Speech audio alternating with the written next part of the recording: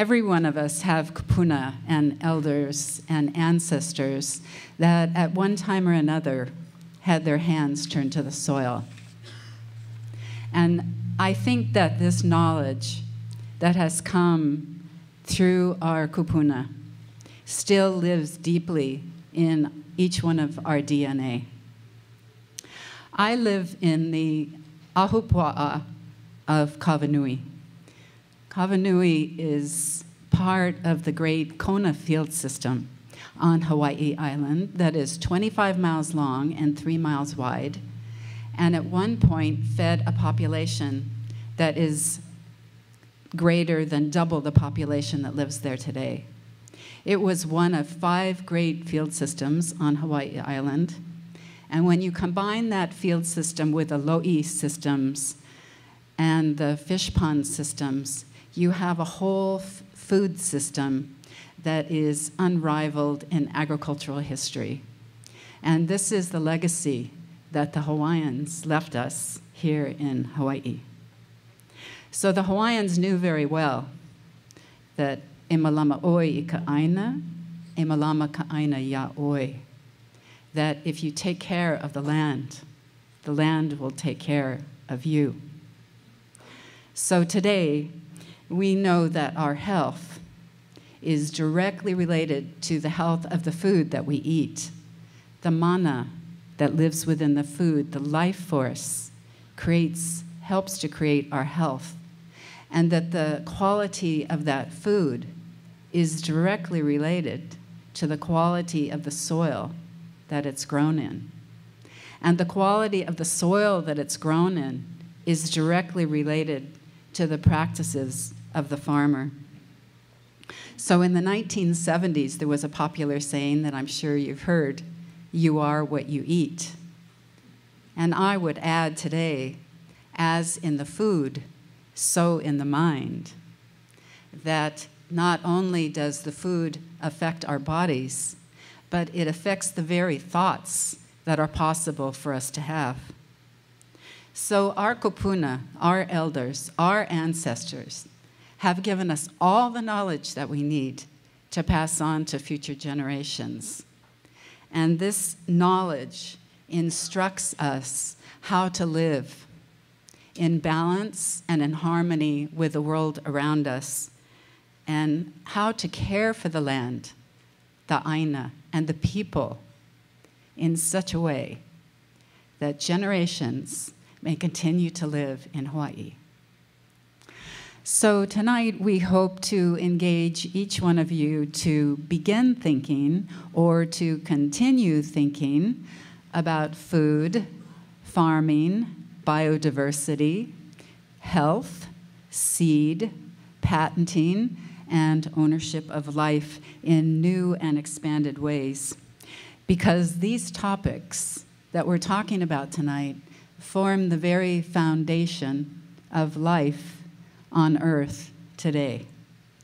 And the decisions that we make as communities, as individuals, and as governments in the next 5 to 10 years are going to decide the future of food, the future of the health of our children and of successive generations, and the future of the health of the land and the waters of Hawaii. So we live in the age of information, at least we think we do, but these particular issues are few and far between in our popular media, exception of the Honolulu Weekly, of course.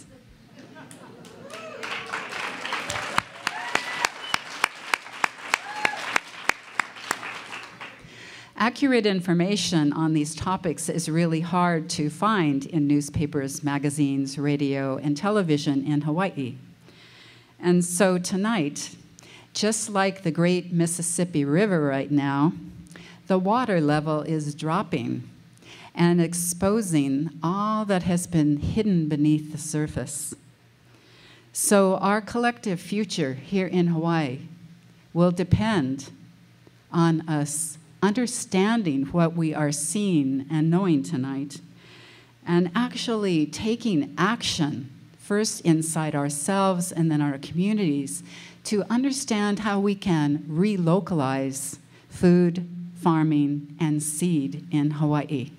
When I typed in the word relocalize, my computer told me that that was not a word. But it is a word. And it is the word that we want to keep in our minds when we're looking for increased self-sufficiency and food security for Hawaii.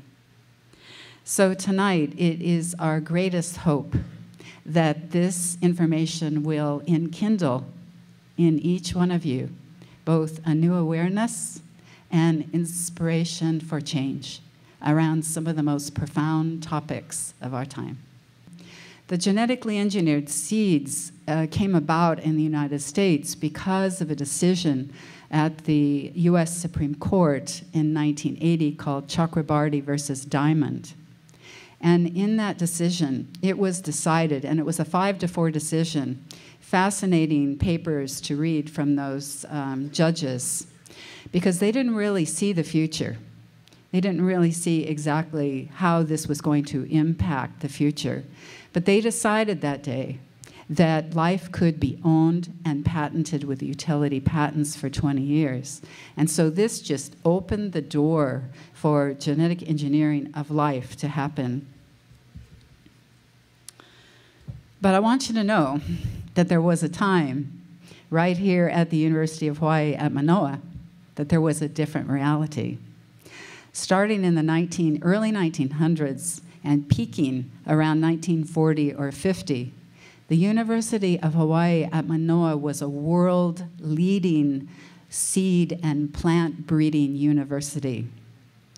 And I think we could be that again if there was proper interest from the regents, because the Pacific Rim countries and all tropical countries of the world and semi-tropical countries are going to need new seeds and breeds for the 21st century and the climate change that is already here. So I just want to speak the names of those great plant breeders from the University of Hawaii, because they are world-renowned. As I found out last year when Glenn Tevis and I from Molokai started to try to find Dr. Gilbert's old varieties, and we found them in seed banks all over the world.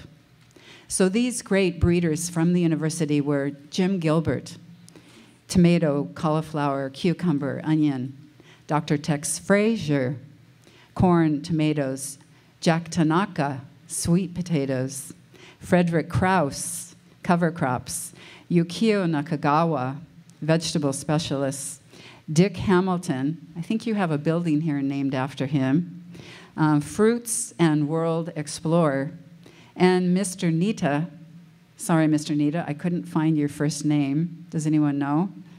Eggplant. And of course, the last in a long line of prestigious breeders from this university, Dr. James Brubaker, who continues his work breeding all of the diseases out of tropical and subtropical corn varieties and creating new varieties at the University Research Station in Waimanalo. So in response to this declining support at the university for seed and plant breeding, the Hawaii Public Seed Initiative was born in 2009.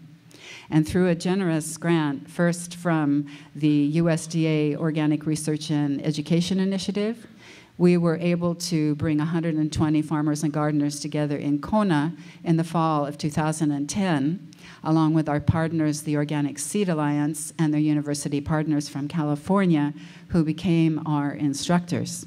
And from that seed symposium that we do have a baseline survey for also that's up on our website, a working group was established from all 5 islands. And from that working group then came generous support from the Cirrus Trust to do further seed education in Hawaii.